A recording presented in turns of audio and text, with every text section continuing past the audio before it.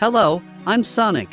We will learn about data validation in Microsoft Excel. In this video, we'll tell you how to apply data validation. First of all, you have to select any cell reference. Then click on the data validation icon.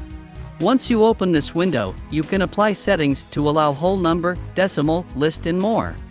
In validation criteria, for example, let us range these numbers using a whole number, and data is set to between mode. Let's say, between 5 and 20. Like the ones used in number line to select any group of numbers.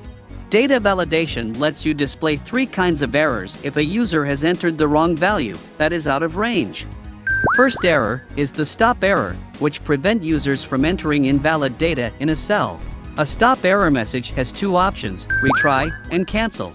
The general error message says, the value you entered is not valid. A user has restricted values that can be entered into this cell. Second error is the warning error, which warns users that the data they entered is invalid, without preventing them from entering it.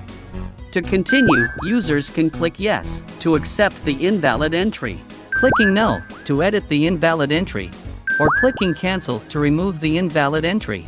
And third error is the information error, which informs users that the data they entered is invalid. This type of error alert is the most flexible. When an information error message appears, users can click OK to accept the invalid value, or cancel to reject it. I hope you are being familiar with these three types of errors. Data validations are widely used in month values from 1 to 12, days in a month from 1 to 31, and more. It is also widely used in marketing, school grading, name recognitions, and more. You can find out more techniques of data validation by yourself and change settings. So, this video is about data validation in Microsoft Excel. Like, comment, and subscribe now.